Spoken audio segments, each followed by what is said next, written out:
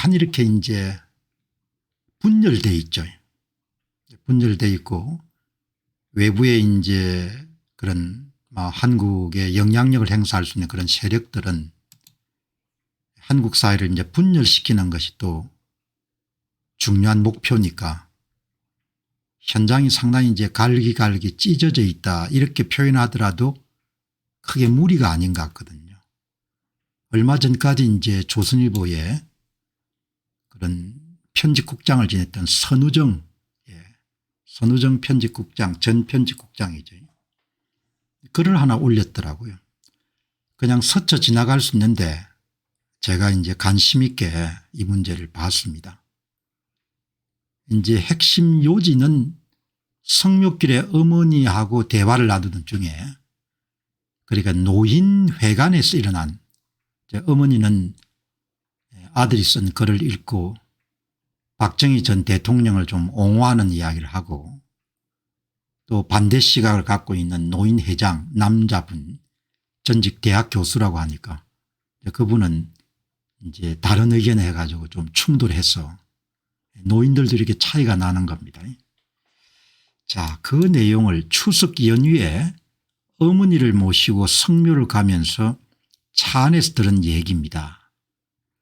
얼마 전 내 칼럼을 읽은 어머니가 이제 칼럼의 주 내용은 반미를 하려면은 박정희 대통령을 좀 본받아 가지고 조용히 야무지게 해야 된다 그런 내용인 거죠. 아파트 노인회에서 박정희 대통령을 두둔했다가 모 대학 교수 출신인 노인회장과 한파당 하셨다고 합니다. 그 바람에 노인회가 쪼개질 위기에 몰렸는데 결국 노인회장 사과로 수습이 되고 관용 때문에 봉함된 것은 아니고 어머니 덕 친박 그룹이 노인회에서 빠지게 되면 노인회 수가 확 줄어들어서 구청에서 나오는 노인회 운영지원금이 끊기기 때문이라는 게 어머니의 해석입니다. 이렇게 나온 겁니다. 그게 뭐 저는 살아생전에 노인회 갈 일은 없으니까 그런데 가가지고 여러분들 말 맞추는 것은 너무나 힘든 일이니까 뭐 안 봐도 노인의 분위기가 어떨지 편이 딱 갈라져 있겠죠. 친박 반박 이렇게 해가지고 세금으로 맛집 가시는 재미가 어르신들의 정치적 타협을 이끌어낸 것 같습니다. 어머니가 나라에서 우리에게 너무 잘해준다고 하기에 어머니 낸 세금 전국 어르신들이 나누어 드시는 거라고 답하고 답했습니다. 뭐 이렇게 했는데 뭐 잘 지원금 받아가지고 잘 사용하시기 바랍니다. 그 지원금이 제가 보기에는 계속 나올 수 있는 것도 아니니까 그러니까 지원금 나라에서 줄 때 잘 받아 쓰시고 그 지원금이 아마 끊기는 날이 곧 올 겁니다. 긍정적 사고가 노인 건강에 좋은데 여하튼 노인회까지 저러니 한국은 지금 정치적 내전 중이란 말이 맞습니다. 어머니께 노인회에선 정치 얘기하지 마시라고 부탁했습니다. 뭐 이런 내용을 선우정 전 조선일보 편집국장이 이렇게 쓰셨기 때문에 그러니까 나라가 참 많이 이렇게 분열되어 있는 거죠.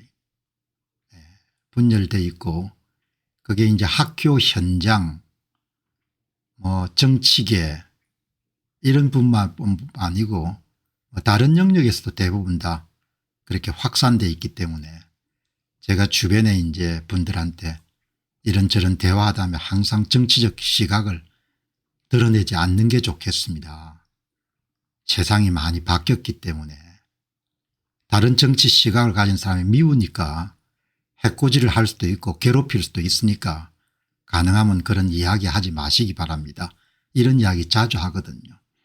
또래랑스란 것이 우리가 참 힘들지 않습니까? 상대방은 그냥 다 적이니까. 그리고 여기 이제 나라에서 노인회에 너무 잘안 갔다. 잘 받아 쓰시기 바랍니다. 그럼 그 오래 가겠습니까? 대한민국 재정이라는 것이 오래 안 갈 거니까 그냥 줄 때 열심히 받아가 잘 쓰시고 나중에 뻥 하고 터지면은 그때 뭐 또 없어지고도 뭐 없어지는 거니까 그렇게 이제 정치적 내전.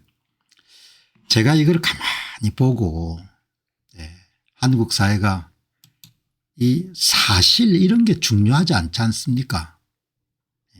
그러니까 사실이 중요하게 되면은 좀 공정해질 수가 있는데 우리 편이 중요하니까 진실 그거 뭐 밥 먹여줍니까 대한민국에서. 진실이 뭐가 중요합니까? 이렇게 생각하는 사람이 많을 겁니다. 어이 공박사 사실하고 진실이 뭐가 중요하냐 그게 밥이 들어오냐. 나중에 밥줄을 끊죠 그게. 정의 아니 정의가 세상에 어딨냐 내가 옳다고 생각하는 게 정의지 이렇게 생각하는 데 수없이 많습니다. 정의가 어딨냐 내가 옳다고 생각하면 그냥 다 정의지. 꼭 여러분들 선우정 씨 이런 글을 보게 되면 뭐뭐를 바랍니다. 자기가 할 생각은 없는 겁니다. 꼭 우리나라를 좀 잘 해 주시기 바랍니다.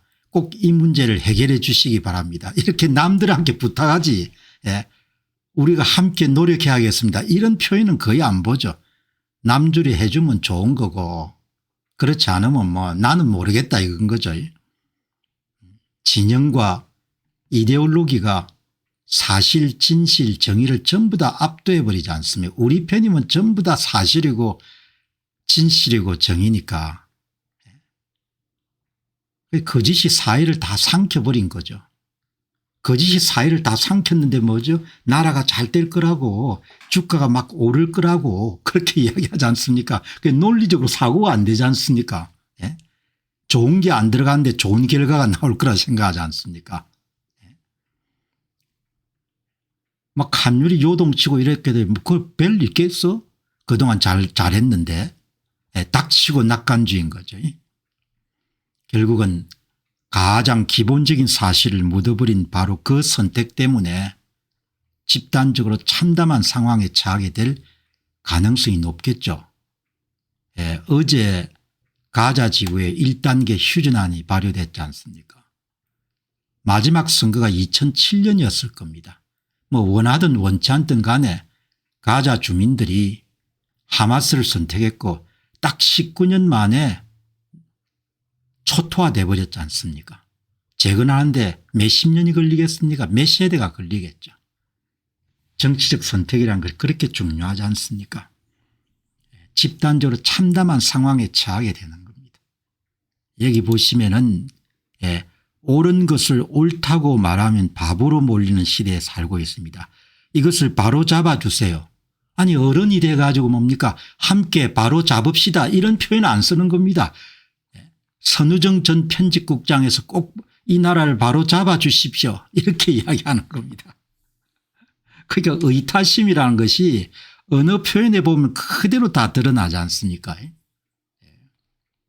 제가 이제 오늘 이 주제를 선택한 것은 현장이 많이 와해되어 있다는 거죠. 와해. 분열되어 있다는 겁니다.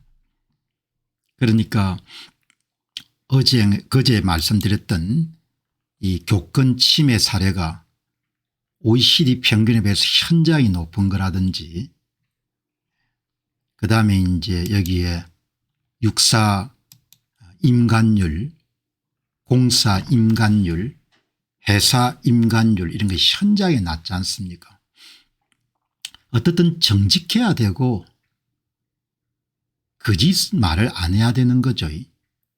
그리고 사실과 진실에 좀 이렇게 정직하게 대해야 사회가 좀 부강해지고 부유해지고 유지가 될 거 아닙니까? 그러니까 뭐 그런 것이 별로 중요하다고 생각 안 하니까 이제 앞으로 비용을 많이 치르게 될 건데 이런 일들이 다 지금 이제 비용을 치르는 거지 않습니까 이게. 그런데 이거를 경고음으로 별로 안 느끼는 거죠. 이 여러분 보시기만 얼마나 심각합니까. 육사생도 임관율이 84%에서 67.6%를 급감했고 공사회사가 다 그런 겁니다. 그러니까 정부가 나라 생각은 이제 없는 겁니다. 각자 도생의 시대가 된 겁니다. 나라 이름 생각이 무슨 밥 먹여주냐 이렇게 생각하는 사람들이 많다는 겁니다. 여기 이제 오늘 선우정 전 논설실장 말씀이 이건 정신병이지 않습니까? 정신병. 나이가 드신 분들을 옛날에 젊은 날에 만났을 때 한 이야기 또 하고 한 이야기 또 하고 한 이야기 또 하고 이러면 참 힘들지 않습니까? 제가 젊은 날 이렇게 되돌아보면은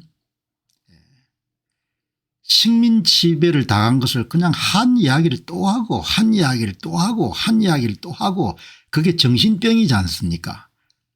사과받은 것을 또 사과받고 또 사과받고 그게 정신병이지 않습니까? 나는 정신병이라고 보거든요. 한국인 가운데 상당수가 정신병이 걸려 있다고 보는 겁니다. 시대가 막 이런 변화가 요동치는데 앞을 보고 나아가야 되지 않습니까? 나이 드신 분들이 자꾸 옛날 이야기를 왜 하는 겁니까? 소재가 그것밖에 없는 거죠. 생각이 그렇게 갇혀 있는 겁니다. 이게 정신질환인 거죠.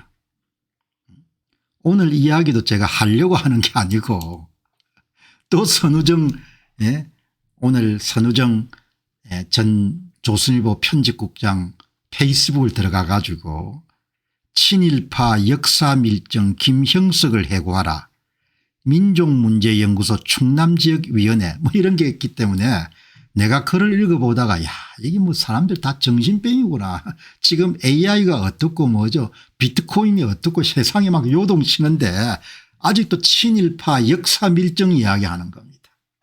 그러니까 참 대책이 없다는 생각도 들고 이제 오늘 그 처음 알았네요. 여기 선우정 씨 편집국장이 연세대 사학과를 나오셨구먼요.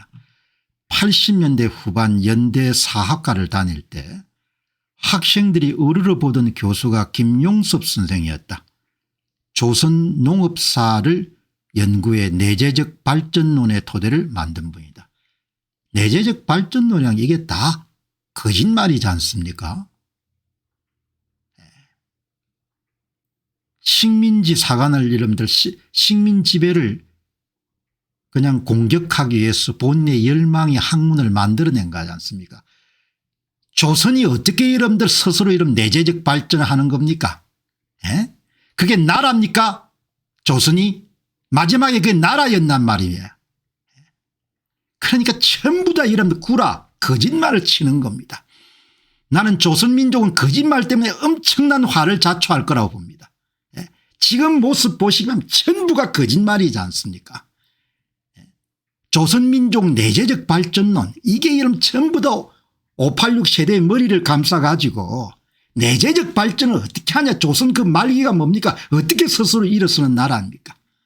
그렇게 거짓말들 하는 겁니다. 다른 586 세대처럼 내 역사관도 그때 박제가 됐는데 일본 특파원 때 한일 관계사를 공부하며 내가 헛배웠다는 걸 알았다. 이렇게 지식인들이 거짓말을 여러분 이론을 만들어 가지고 젊은 사람들 머리를 그렇게 혼탁하게 한 겁니다. 나는 다행히 586 세대를 살짝 벗어나 가지고 이런 엉터리 잡탕들하고 여러분들 안 얽혀 가지고 인생이 상당히 참 고맙다는 생각을 가끔 합니다. 그때 내게 가장 큰 충격을 준 학자가 일본의 언어학자 오구라 신페인데 나는 그때까지 해독 불가했던 삼국유사의 향가를 양주동 박사가 해독했다고 생각했다. 그렇게 배웠으니까 그게 아니었다. 오구라의 해독을 양주동 박사가 정교하게 다듬고 발전시킨 것이다.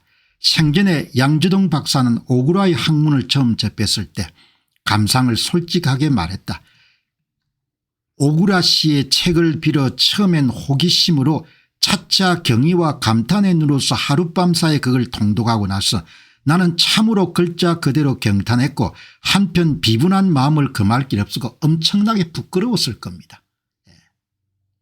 다른 나라 학자가 여러분들 자기 나라 문제를 더 이런 심층 깊게 파악해 줬으니까 성실하지 않으니까 대충 때우니까 건성건성 때우니까 부끄러워해야 되는 것. 내재적 발전이 어디가 있습니까? 얼마나 여러분들 제가 뭘 하든지 간에 좀 진지함 진실함 치열함이 있어야 될 거 아닙니까?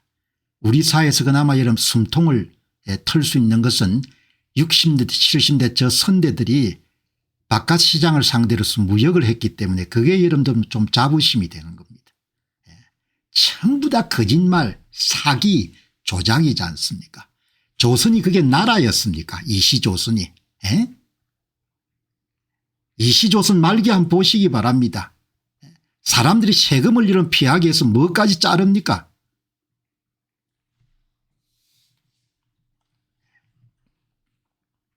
이 정신병을 벗어나야 되는 겁니다.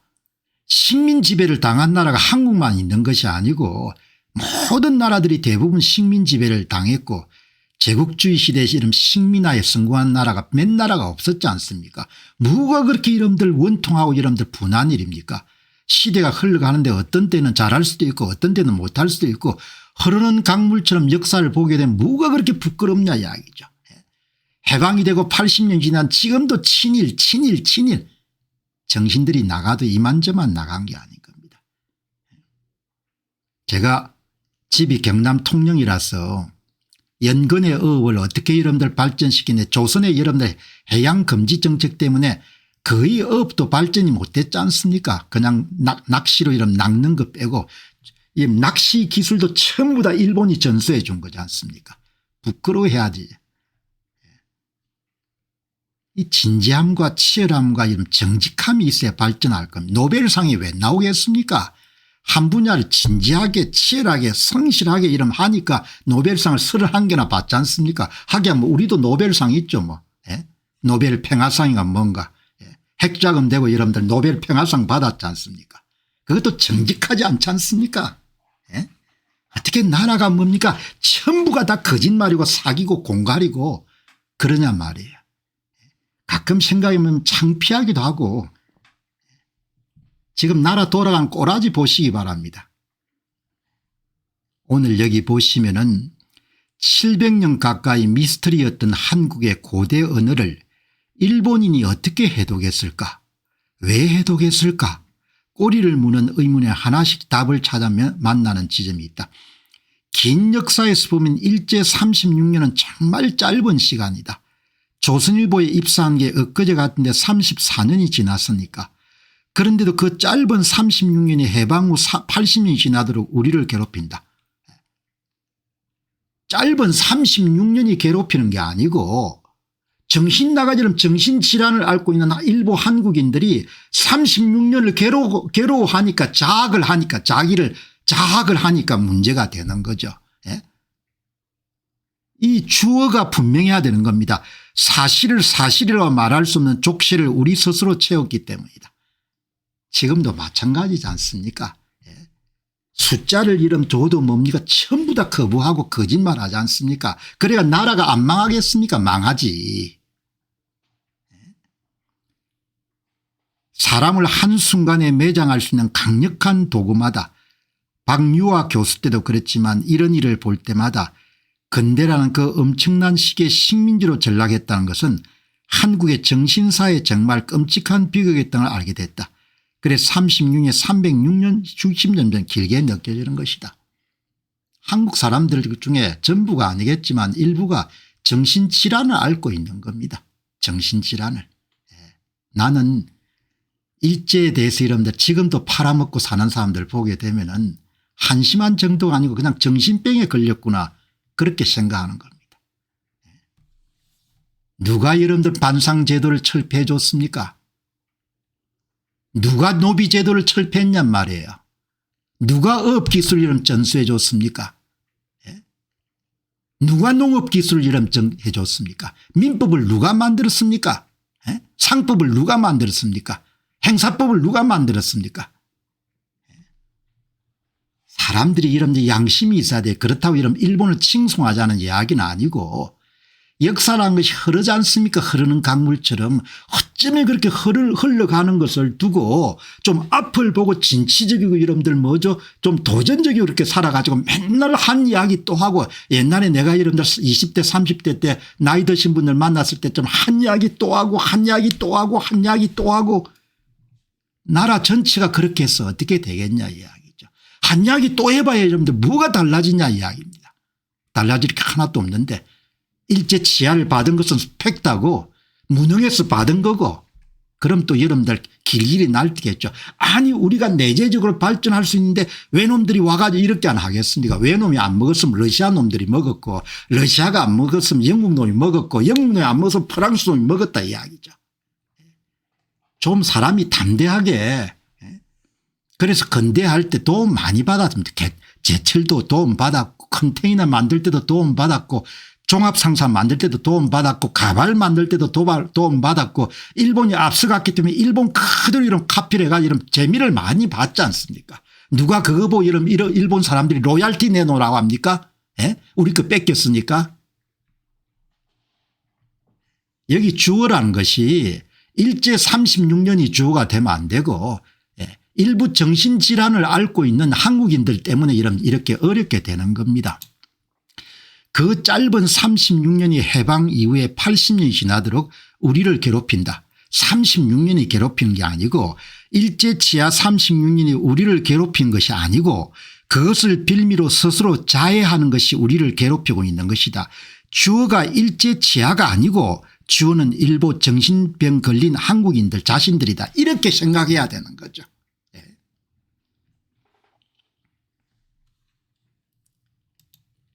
사실을 사실이라고 말할 수 없는 족쇄를 우리 스스로 채웠기 때문이다.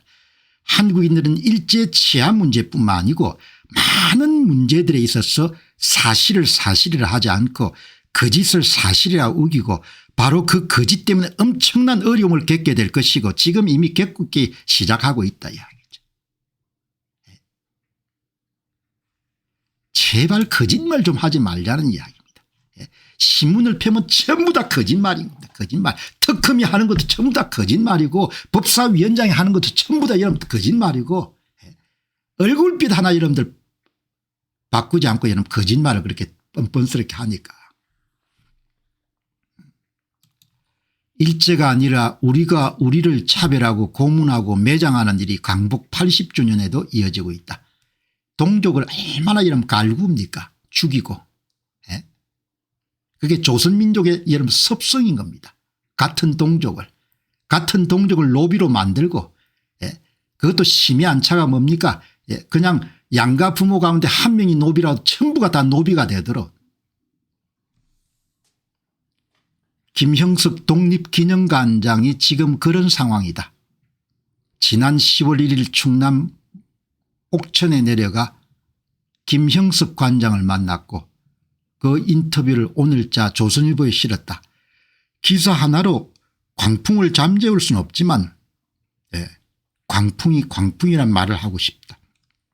광기죠. 광기. 광기입니다. 광풍이라기보다도. 여러분 제가 갖고 있는 역사관은 뭐 절대적으로 옳은 건 아니지만 저는 이렇게 아주 쿨하게 생각합니다. 그 시대는 제국주의 시대였고 당대를 살았던 사람들은 모두 자기 이익에 충실하게 자기 믿음에 충실하게 행동했고 일본 제국의 여러분들 앞장섰던 사람들도 마찬가지고 다 여러분들 자기 이익에 충실하게 살았던 겁니다. 우리 스스로 근대화할 수 있는 능력이 없었다. 그래서 식민 지배를 당했다. 일본에게 당하지 않았으면 영국에 당했을 것이고 프랑스에게 당했을 것이고 아무튼 제국주의 시대 식민지화는 거의 불가피하는 일이었다. 식민지하에서 강요된 근대화는 어두운 점도 있었지만 밝은 점을 모두 갖고 있다 이야기죠. 밝은 점은 수용하고 어두운 점은 반성해서 다음에 더 어렵지 않게 해야 되는데 지금 가는 길이 이런 무슨 길입니까? 또 식민지를 당할 쪽으로 가고 있지 않습니까? 이제 여러분들이 이완용이 보고 이렇게 니 잘못했다 이런 이야기 하기 힘든 상황까지 지금 간 겁니다. 식민지 하에서 그 사람들이 다른 거를 정약용이라는 사람이 워낙 여러분 출중했지만 왕조에 살았기 때문에 왕조 치하를 벗어나서 다른 생각을 못하지 않습니까? 마찬가지죠. 일본 제국주의 하에서는 충실하게 여러분들 국가의 이익을 보장하기 위해서 사람들이 뛰었던 것이고 그 가운데서 조선이 이제 재물이 됐는데 지금 기준으로 보면 옳지 않은 일이죠. 제가 옳다고 이야기하는 건 아닌데 그러나 그 당대로 돌아가 보면은 우리가 자강할 수 있는 그런 능력이 없었기 때문에 식민지배를 당한 거지 않습니까? 그걸 가지고 뭡니까 80년 지난 지금도 왜 당했냐고 왜 그렇게 했냐고 그렇게 일하면 그게 정신병이지. 그게 여러분들 정신병이 아니고 뭡니까?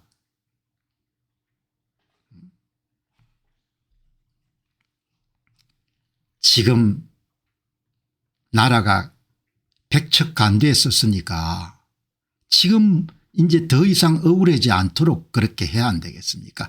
잘못하면 여러분 남조선 자치구가 지금 되게 생겼지 않습니까? 에?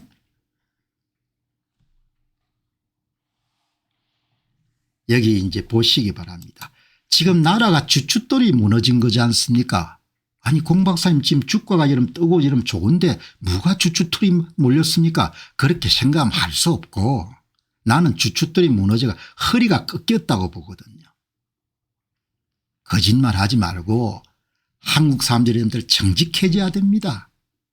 정직하지 못하면 진짜 골로 갑니다.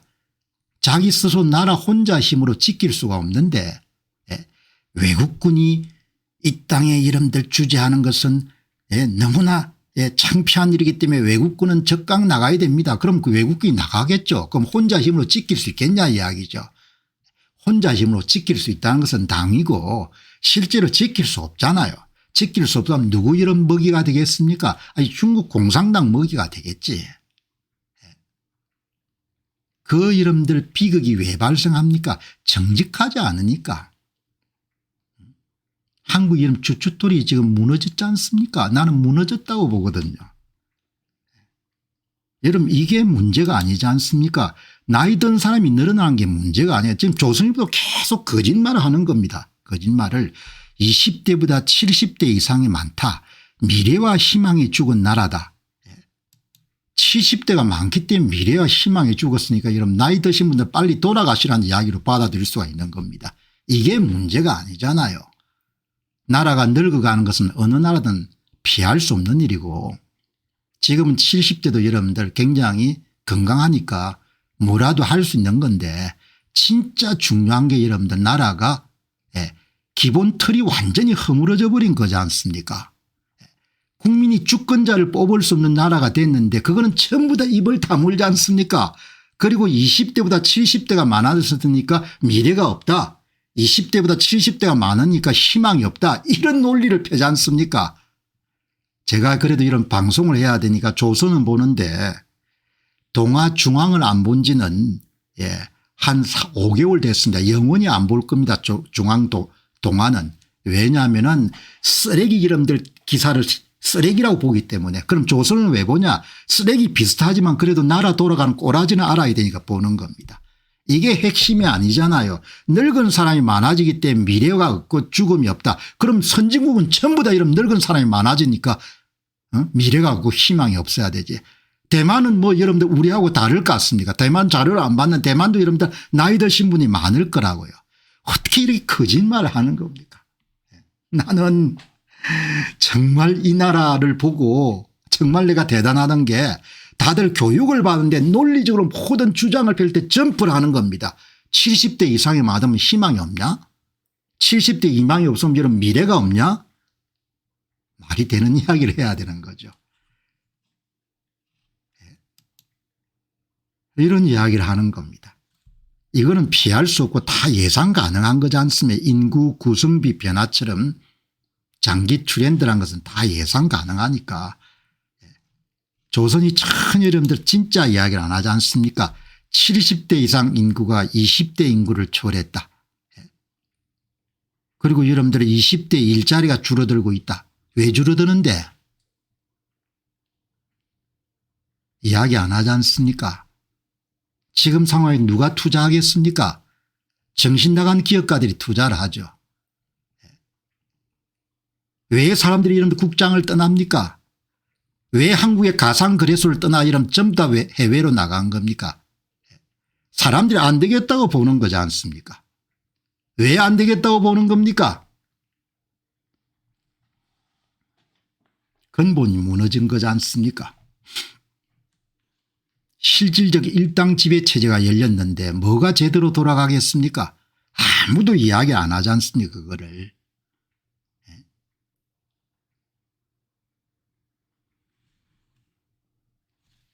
투자를 하는 사람이 리스크를 감당하는데 나라의 정치 지형도라는 것을 뻔히 알 겁니다. 나라가 지금 어떻게 돌아가는지를 말을 안 하지만 한국 투자를 어떻게 늘릴 겁니까? 투자자들한테 물어보시기 바랍니다. 저부터 나서서 이야기하지 않습니까? 여러분 원화 가치가 앞으로 계속해서 떨어질 거니까 무조건 달러화 자산을 가지셔야 됩니다. 여러분이 갖고 있는 피 같은 돈을 전부 다 미국 시장으로 이민을 보내셔 가지고 달러화 자산을 갖고 있어야 됩니다. 이렇게 저부터 이야기를 하지 않습니까? 예? 저부터.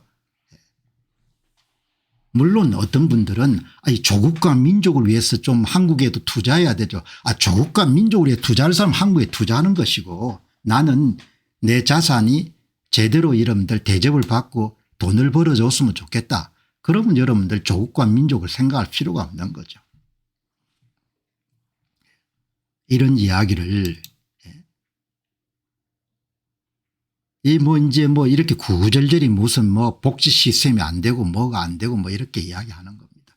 다른 나라도 다 늙어가는 것은 피할 수 없는 것이고 우리가 뭘 놓쳤습니까? 우리가 권력을 견제할 수 있는 수단을 다 놓쳐버린 거지 않습니까? 누구 잘못이냐 그걸 또 따지면 또 사람마다 이견이 많을 때니까 그거 그냥 팔레스타인 사람들 잘 보시기 바랍니다. 하마스의 등장을 반대한 사람들도 한 60% 됐지만 결국은 하마스가 권력을 장악하고 난 다음에 20년 뒤에 초토화가 된 겁니다. 나라가. 그러니까 70대가 이게 정년 제도를 바꾸고 다 사소한 이야기들입니다. 사소한 이야기. 국민이 권력을 제어하고 견제할 수 있는 수단을 전부 다 잃어버린 겁니다. 그 문제를 아무도 이야기를 안 하려고 하는 겁니다. 그래서 나라 앞날이 상당히 여러분들 우울한 겁니다. 그렇다 이러면 제가 개인적으로 비관적으로 살거나 그런 건 전혀 아닙니다. 그러나 그냥 냉정하게 보는 거죠. 20대보다 70대 이상이 많아졌기 때문에 미래가 없는 나라가 아니고 희망이 없는 나라가 아니고 국민이 스스로 이런 권력을 제어할 수 있는 수단과 방법을 전부 다 잃어버렸기 때문에 그래서 우울한 겁니다. 우울한 정도가 아니고 어마어마하게 비극적인 일이 된 거죠. 그러니까 거짓말 좀 치지 말라 이야기입니다. 거짓말. 사람들이 옛날처럼 저런 무슨 국민학교도 안 나왔으니까 이렇게 쓰면 다 믿는 게 아니고 구역질이 난다는 이야기입니다. 얼마나 많은 사람이 여기 또 넘어가겠냐 이야기죠. 나라가 어디로 가는지 이러면 안 보입니까? 오늘 방송 보시는 분들은 잘 안 보이세요? 나라가 어디로 가는지 조금 걱정은 되는데 저는 나라가 가는 게 그냥 보이거든요. 이렇게. 나라가 어디로 가는지. 중국하고 쌍둥이 같은 나라가 되겠죠 뭐. 그게 안 보입니까? 여기 보니까 그렇게 이런 나라가 가도록 만드는 주인공들이 이게 다 있네요. 천대엽이지 않습니까? 부산 출신의 서울법대 나온 대법관, 지금은 사법부의 이름 2인자인 법원 행정처장. 이재명 사건 지연된 정의는 정의가 아니다. 대법관 다수 의견이다. 말은 잘하네요. 이런 친구들이 전부 다 이런 합해가 여러분들 나라가 어려워지는데 기여한 거지 않습니까? 지금 이제 사법부에 대한 여러분들 좀 쓴소리가 나오니까 나와가지고 국회에 이제 이렇게 이야기를 한 모양이네요. 이재명 대통령의 공직선거법 사건을 유죄 취지로 파기환송한 데 대해서 여러분 천대엽 씨가 누군지 알죠? 2020년 4.15 총선의 인천연수원의 주심 선거법 위반에 이런 주심 판결을 내린 사람입니다. 이 천대엽이가. 한국호의 방향을 선회시키는데 결정적 기여를 한 사람. 여기 있는 대법관도 마찬가지입니다. 전부가 다 된 거죠. 한국은 어마어마하게 어렵습니다. 4, 50년 잘할까 때문에 아유 공 박사님 너무 그렇게 걱정하지 마시기 바랍니다. 아침부터 잘 될 겁니다. 뭐 이렇게 생각을 하겠으면 잘 되기를 바랍니다. 잘 돼야죠. 내가 잘 되지 않기 위해가 이렇게 말씀드리는 게 아니고 이 사람들이 전부 다 여러분들 노력한 거잖아요. 서울북대 출신들. 당신들이야 뭐 잘 먹고 잘 살겠지. 대법관 나오면은 정관예우회가 여러분들 몇백억 끌어당겨 가지고 잘 천대엽이 맞지 않습니까? 부산 뭐 동고등학교인가 뭔가 나와가 서울북대 출신들이지 않습니까? 여기 다 나오네 여기 이 대법관들이잖아요. 당신들이 이렇게 떠들어 봐야 뭐 소용없다 이야기야. 다음번 총선에서 대부분 다 낙선시킬 거니까. 조배숙이니 뭐 여기 나 누구죠 이제 이름도 까먹었네. 이렇게 해봐야 당신들 주진윤이 다 뭐 폼 잡아봐야 내 눈엔 다 폼부로 보이는 겁니다. 폼으로. 이렇게 뭐 인상 써봐야 소용없는 거예요. 이렇게. 이렇게 다. 이미 나라는 기울었으니까. 대법관 다수에게는 지연된 정의는 정의가 아니다는 것이었다면서 이례적으로 빠른 판결로 대선에 개입했다는 더불어민주당 주장에 반박했다. 그러니까 뭐 여러분들 불쾌한 이야기지만 제 이야기는 어디로 가는지 안 보이는지 모르겠어요. 나라가 전부가 다 이제 합해가 여러분들 나라를 그렇게 이제 완전히 그냥 한쪽 방향으로 밀어버리는 거죠. 뭐 당신들이 이렇게 뭐 폼 잡고 솥대려 해봐야 소용이 없는 거야. 나라 정치하는 사람들과 하는데 이런 어느 한 사람 여러분 의지할 사람들이 없는 세상이 돼버린 겁니다. 바람이 불기 전에 눈격이라는 게 조배숙 의안의 이야기다. 선제적 복종을 하자 돌아온 것은 대법원장 사퇴, 대선 개입 국간 정인 나와라 등 수모 않냐며 재판을 속개하는 것에 대해 어떻게 생각하느냐. 송구하지만 동의하기가 어렵다. 에라이 인간들아. 전부가 다 당신들이 다 근본 문제를 다 덮는데 다 힘을 대해 가지고 나라가 헤아릴 수 없이 어려워지게 된 겁니다. 그래도 눈은 딱 감고 있는데 뭐 이 사람들은 걱정 없을 거면 나오면은 그냥 바로 정관예우회가 몇백억 받아가지고 여러분들 떵떵거리고 잘 살 거니까 나라 꼴이 나라가 아닌 겁니다. 한마디로 제 이야기는 나라 꼴이 아닌 거죠. 뭐 당장 원화같이 보시기 바랍니다. 원화 여러분들 이 환율은 경제의 많은 변수 가운데 가장 중요한 변수 가운데 하나입니다. 그렇게 나라 경제의 위급 상황이 발생하게 되면은 선행지표 가운데 가장 중요한 지표가 성장률보다도 환율이죠. 환율. 원화 가치가 떨어지는 겁니다. 자국 화폐 가치가. 가난한 길을 들어서는 겁니다. 좋을 일이 없죠. 기초체력 떨어지지 나오는 정책마다 이런 반시장적인 정책이지. 정치체제 바뀌었지. 뭐가 나아지겠습니까. 관세 때문에 여러분들 무역수지는 계속 줄어들 거지. 원화 가치가 여러분들 생각보다 많이 떨어지네요.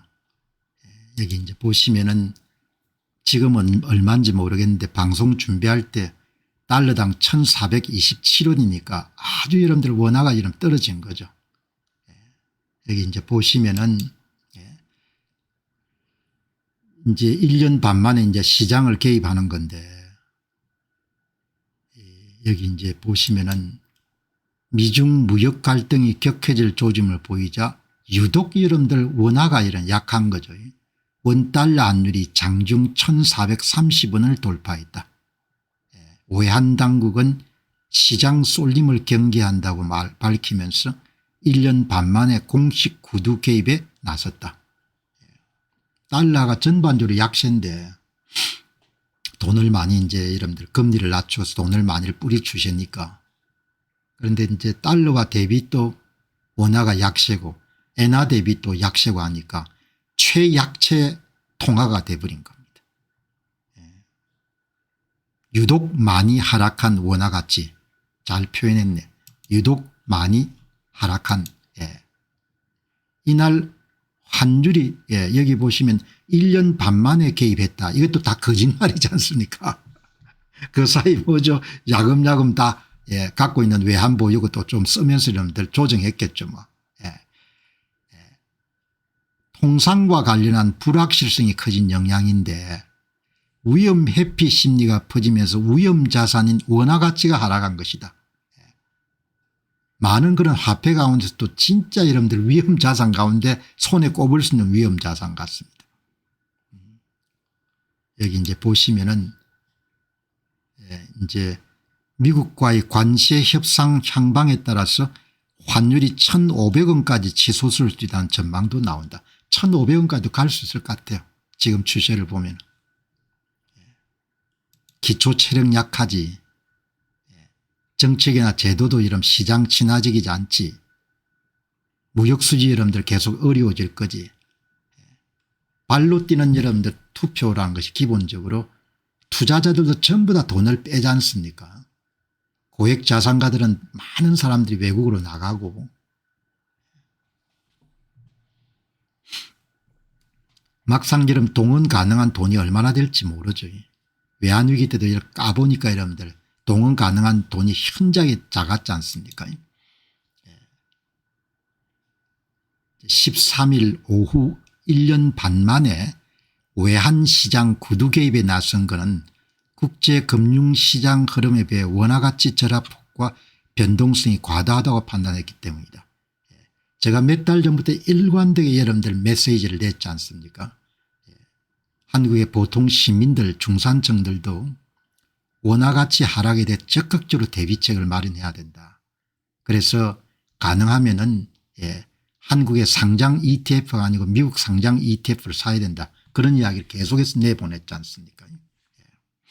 한은과 국제금융센터 등에 따르면 최근 원화는 주요국 통화 중 가치 절하폭이 가장 컸다는 거죠. 돈 가치가 없어지니까 국민들이 가난해지는 겁니다. 다 예상된 거지 않습니까? 뭐. 국민들이 자기의 여러분들 최종적인 권한을 침묵하기로 결정하는 순간 뭐 그냥 그대로 이름 열린 겁니다. 세상이. 가치는 최약이고 변동성은 최대네요. 연말에 1,500원까지 올라갈 때 1,500원 뚫을 수 있을 것 같아요.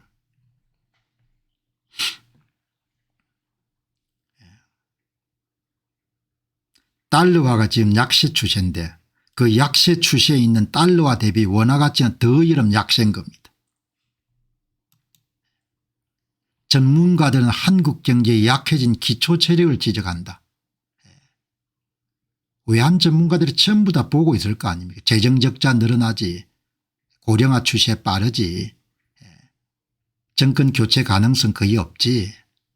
뻔하지 않습니까? 그렇게 하면 0%대의 낮은 경제 성장률과 저출산 고령화로 급증하는 복지 지출, 결국은 핵심은 재정 적자하고 관세로 인해서 무역수지 적자 문제가 가장 크겠죠. 연말 환율이 1,500원까지 올라갈 수가 있다. 관세 협상이 타결되더라도 환율에 부담이 될 것이다. 이렇게 지금 돌아가는 겁니다.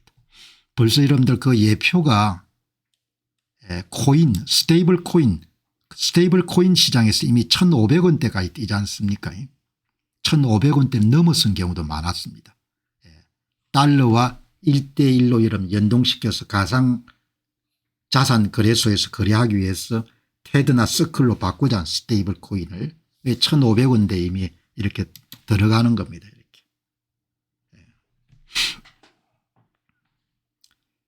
이런 국가가 이렇게 약해지게 되면은 이제 도널드 트럼프 행정부하고 인도 모디 행정부가 상당히 이렇게 좀 갈등을 빚었지 않습니까? 계속해서 여러분들 인도 루피아 가격이 떨어지는 거죠. 인도 루피아 가격이 멈추지 않고 떨어지는 겁니다. 기록을 계속 갱신하는 겁니다. 이게 이제 여러분들 8월 5일자인데 바로 최근입니다. 10월 12일자에 9월달인데 여기 보시면 10월 10일에 인디아의 루피가 또 신저점을 기록했다. 달러 대비 인도와 루피 여러분들 가치가 계속 떨어지는 겁니다. 한국도 아마 이런 길을 걸어갈 가능성이 굉장히 높죠. 여기 이제 오늘 한 분이 경계감을 가지고 면밀히 모니터링하고 있다는 정도의 구두 개입만으로 폭등하는 환율을 안정시킬 수 있었다는 것은 거꾸로 보면 그동안 얼마나 많은 외화를 환율 안정을 위해 퍼붓는지 짐작되는 발언입니다. 이에 따라 환투기 세력은 일단 소나기를 피하고 보자고 숨어들어겠지만 외환위기 시 땡처리 헐값을 처분해 현금으로 바꿀 수밖에 없어 실제 외환 보유고의 손실을 가져오게 마련 미국 국채 등을 제외한 당장 가용한 외환 보유가 얼마 되지 않는다는 것이 사실로 드러나면 한 투기 세력들이 하이에나처럼 달려들어서 묻어들 것입니다. 자, 여러분들 오늘 지금 돌아가는 상황이 이러니까 참조하시기 바랍니다. 주식도 이런 많이 바깥으로 나가지만 코인도 어마어마하게 나가네요. 100조 넘게 나갔네요. 가상자산 거래소를 해외로 이동시키는 겁니다. 해외로. 여기 이제 보시면은 이번에 스웨덴 스톡홀름에서 한 2만 개 정도의 중세 시대 때 그런 은화가 발견이 됐네요. 은화가. 거의 원형이 다 보존되어 있는 구리 솥을 이제 한 분이 별장 근처에서 낚시용 지렁이를 찾기 위해 땅을 파다가 유물이 담긴 구리솥을 발견했는데 구리솥을 여러분들 개봉해 보니 그 안에 2만 개가 거의 원형대로 있는 겁니다. 12세기 거네요. 12세기. 은하가 2만 개인데 12세기인데 크누트란 글자가 새겨져 있는데 1173년부터 1195년까지 스웨덴을 통치했던 크누트 엘릭손 왕의 통치 기간에 주조되었음을 의미한다. 파묻었던가 봐요. 여기 보면은 당시 스웨덴은 핀란드 지역 식민화를 시도하고 있었고 사회 전반이 대단히 혼란스러웠습니다. 때문에 많은 이들이 가문의 재산을 지키기 위해 이런 식으로 보물을 숨겼을 것으로 추정합니다. 그래도 이런 12세기가 태어나지 않고 21세기 태어났으니까 자기 재산을 이런 땅에 파묻을 필요는 없는 겁니다. 그냥 클릭을 통해 가지고 바깥으로 내보내면 되는 거죠. 그러니까 뭐 그렇게 불행한 시대에 나지 않은 겁니다. 좋은 시대에 난 거죠. 자산 운용하기에는 너무 좋으니까. 자기 재산을 이런 보존하기 위해 가지고 파묻은 게 이제 이번에 나온 겁니다. 가상화폐 거래소에서는 엄청나게 많이 124조가 나간 겁니다. 젊은 사람들 참 똑똑한 것 같습니다. 이게 이제 법적으로 현재 미국의 코인베이스나 그다음에 뭐 싱가포르 같은데 바이낸스 같은데 계좌를 만들기가 힘들거든요. 그런데 그걸 다 만들어 가지고 어마어마하게 여러분들 다 나갑니다. 직장인 최모 씨는 올해 초 한국 가상화폐 거래소 업비트에서 스테이블 코인인 테드를 2천만 원째 사가지고 해외 거래소인 바이낸스로 보냈고 이 자금 중 대부분은 바이낸스에서 가능한 이더리움 선물 투자를 해두었습니다. 법적으로 가능하지 않은데 젊은 분들은 다 VPN 같은 걸 이용해 가지고 대부분 다 바이낸스인데 거래 계좌를 갖고 있는 것 같아요. 그러니까 어떻게 보면은 젊은 분들하고 나이 드신 분들이 게임이 안 되는 것 같아요. 40대 직장인 김모 씨는 지난 8월에 한국 거래소 코빗에서 서클이 발행하는 달러 스테이블 코인 USDC를 사서 미국 거래소인 코인베이스로 옮겼고 코인베이스에는 이제 저쪽처럼 스테이킹이라 해가지고 여러분들 4.1% 이자를 지불하는 겁니다. 그걸 운영하고 있으니까 정말 대단하네요 사람들이. 제가 여러분들 찾아보니까 이 합법적으로는 굉장히 어려웠거든요. 외국의 가상화폐 거래소를 만들어내는 것이. 한국 거래소를 벗어나 해외로 진출하는 가상화폐 투자자들이 늘고 있다. 한국 5대 가상화폐 거래소에서 1월부터 9월까지 빠져나간 돈이 124조인 겁니다. 어마어마한 거죠. 지난해 연간 유출액 125조 원에 근접한 규모니까 이제 10월 11월 12월 있으니까 신고점을 기록하겠죠.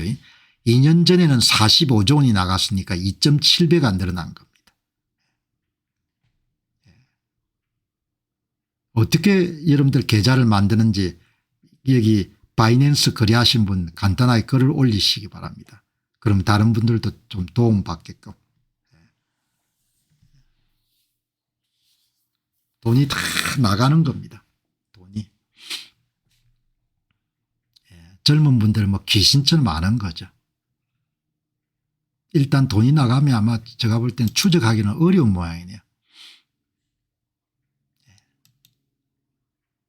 124조 원이 나간 겁니다. 그 여러분들 공식적으로는 불가능합니다. 바이낸스나 코인베이스에 계좌를 터는 거가.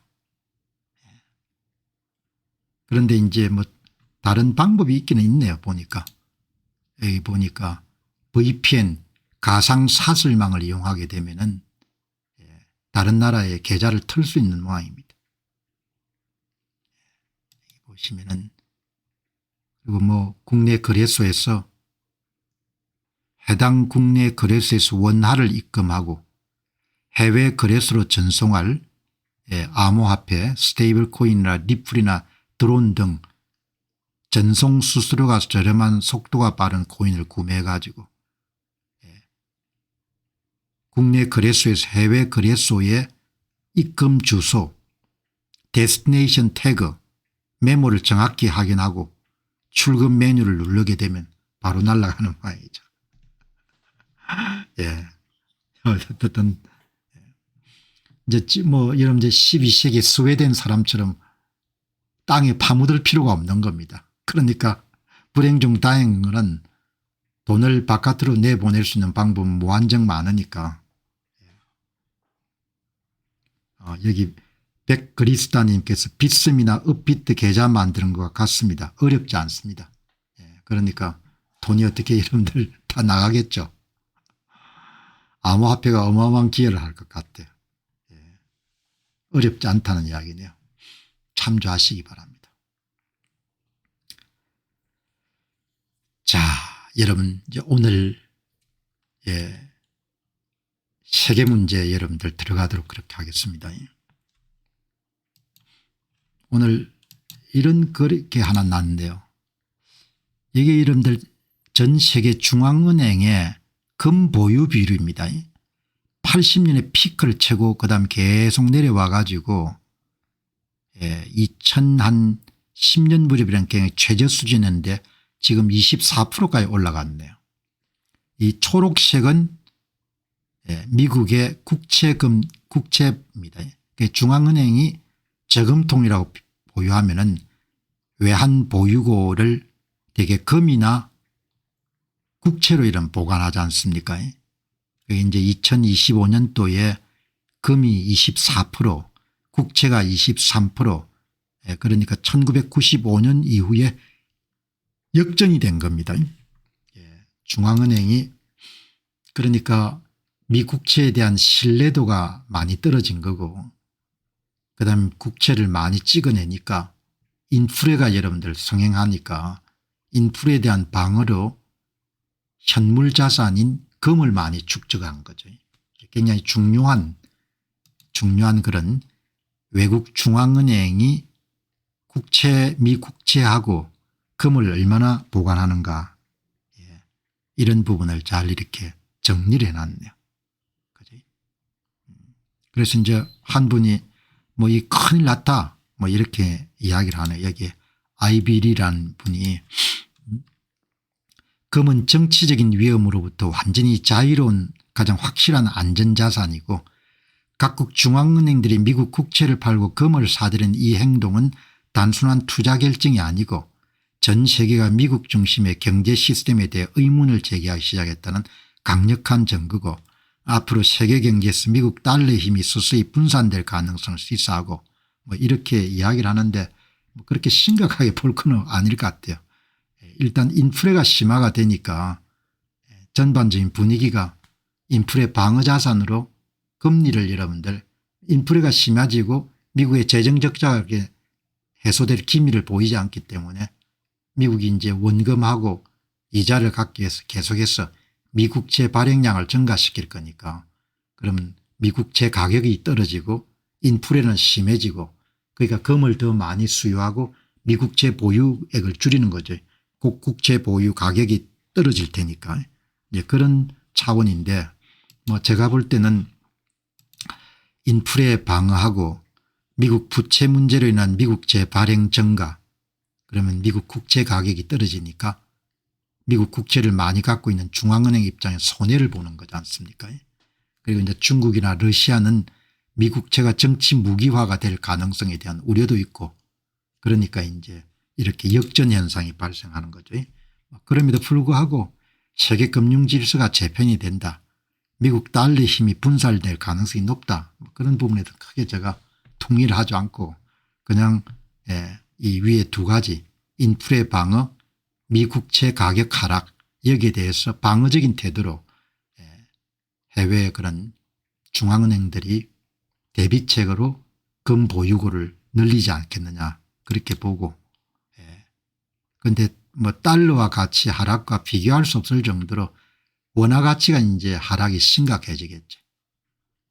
그래서 달러와 자산 보유도 증가시키고 그리고 그 차원에서 비트코인 보유도 증가시키고 그다음 또 너무 많이 올랐으니까 권하고 싶지 않은데 금 ETF 보유도 증가시키고 그런 식으로 대응을 해야 되지 않겠느냐. 그러니까 지금까지 이제 달러와 자산 보유 증가를 위한 ETF에 관한 방송을 제가 많이 했는데 근래에 비트코인 보유에 대한 부분을 방송하는 중요한 이유는 바로 지금 이야기한 것처럼 원화 가치 하락에 대한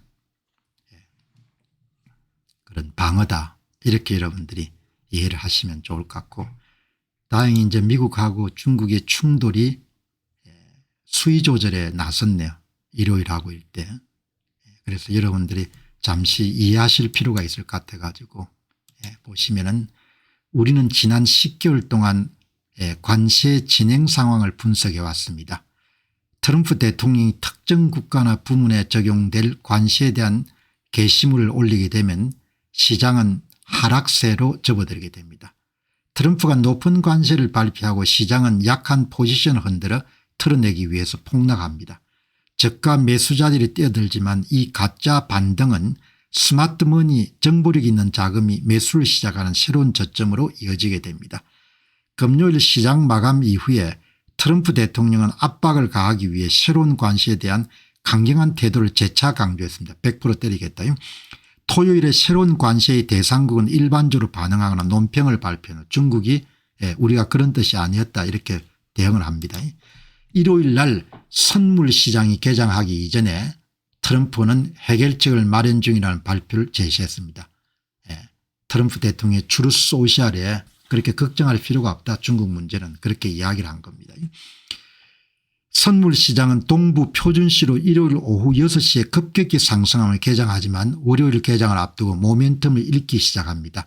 월요일 개장 이후에 베센트 재무장관이 라이브 TV에 출연해서 투자자들을 안심시킵니다. 100% 관세를 중국에 때릴 필요가 없을 것이다. 잘 진행되고 있다. 그 후 2, 4주 동안 트럼프 행정부의 여러 인사들이 무역협상 타결을 암시할 것입니다. 트럼프가 새로운 무역협상을 발표하고 주식시장은 사상 최고치를 기록할 겁니다. 1단계부터 다시 반복됩니다. 그러니까 중국도 큰 무기를 하나 갖고 있는 거죠. 미국의 정권시장. 그러니까 정권시장을 흔들면은 트럼프 대통령의 양보를 받아낼 수가 있는 겁니다. 미국의 정권시장의 70% 정도의 미국 가계의 70% 정도가 계좌를 갖고 있으니까 그러니까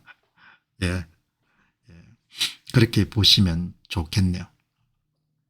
당의 이름 오늘 보시면은 베센트 장관이 100% 관세는 일어날 필요가 없다. 이렇게 여러분들 방송에 8단계 8단계 월요일 개장 이후에 베센트 재무장관 라이브 TV에 출연해 가지고 투자자를 안심시킵니다. 그래서 이제 오늘 주가가 어마어마하게 뛰었습니다. 여기 S&P 500 많이 뛰었죠. 오늘 많이 회복이 됐습니다. 그다음에 이제 뭐 오늘 여러분들 다 시장 상황이 굉장히 괜찮습니다. 시장 상황이 다행스러운 거죠. 주식 하시는 분들은 많이 타격받게 되면 고민할 게 많은데, 자 이렇게 여러분들 오늘 정리하시고 다음에 여러분들 보시면은 큰 일이죠. 1단계 휴전안이 이제 발효가 됐습니다. 그래서 이제 2년 동안 갇혀 있던 이스라엘의 20명 인질들이 이제 석방이 됐습니다. 이제 국내 신문들은 별로 크게 안 다뤘는데 오늘 월스트리트 저널은 일면의 톱 기사입니다.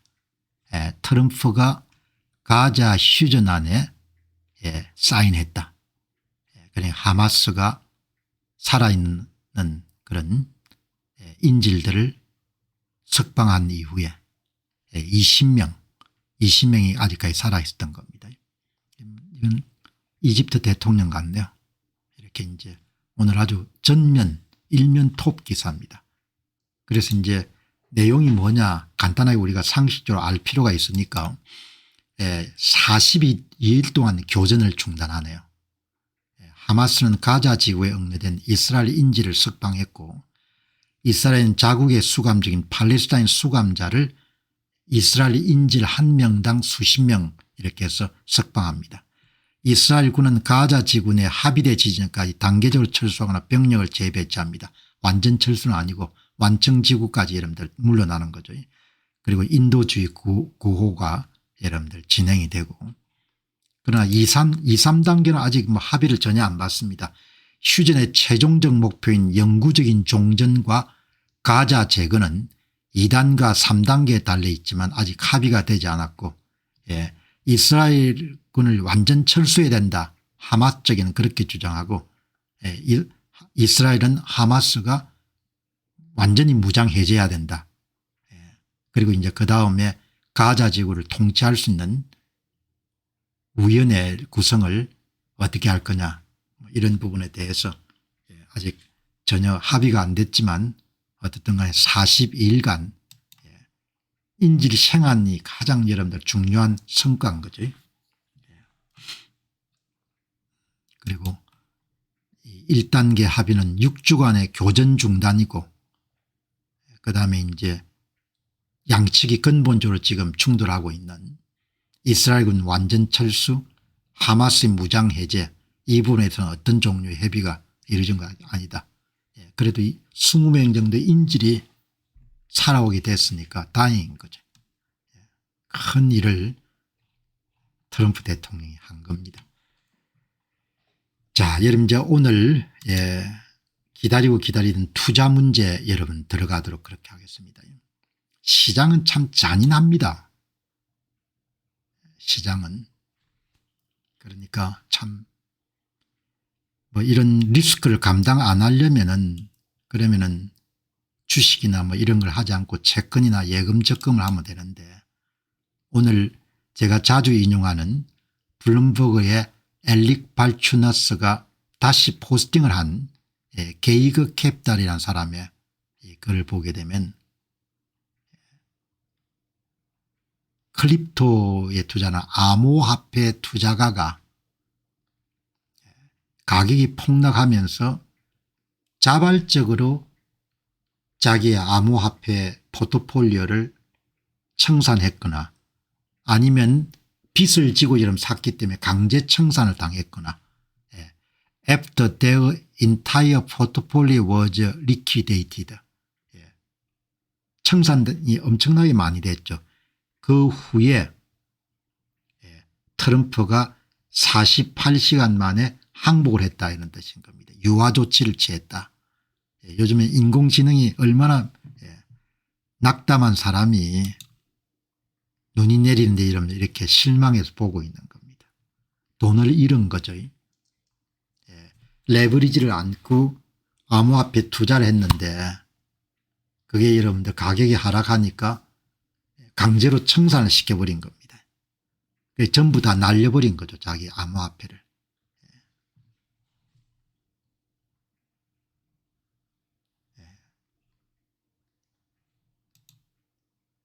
암호화폐 투자자들이 엄청난 손실을 입거나 강제 매도당했다는 뜻입니다.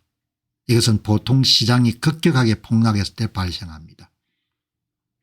암호화폐형 투자자들이 포트폴리오가 청산된 이후 48시간이 지나자 트럼프 대통령이 이전의 강경한 태도에서 한 발 물러서서 케이버 굴복했다는 것입니다.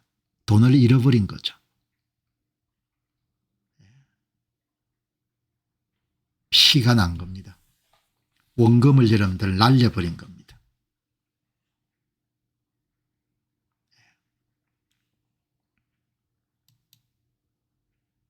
여기 퍼플님께서 현장 소식 말씀하셨네요. 레버리지로 코인 투자한 사람들 난리 났었습니다. 레버리지 상품이 그렇게 겁난 겁니다. 여러분. 저는 레버리지 상품 같은 거 안 하기 때문에 이런 심정을 모르는데 원금을 잃어버린 겁니다. 여러분 작가 생활을 오래 하게 되면 타인에 대한 공감 능력이 상당히 많이 발전이 됩니다.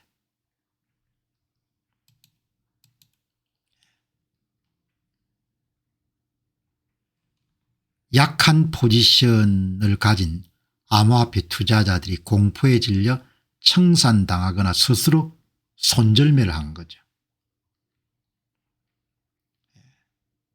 가장 낮은 지점에서 팔고 곧바로 시장이 회복된 겁니다. 48시간 만에. 이제 원금 회복이 힘든 거죠. 이미지 속 인물은 눈이 덮인 계단에 등을 대고 누워있는 모습입니다. 이 모습은 절망과 패배, 좌절 또는 힘든 상황 끝에 찢어 써진 상태를 시각적으로 보여줍니다. 이것은 포트폴리오를 모두 잃은 암호화폐 투자자들의 심정을 대변합니다. 가능하면 레버리지 같은 거 안 써야 되는데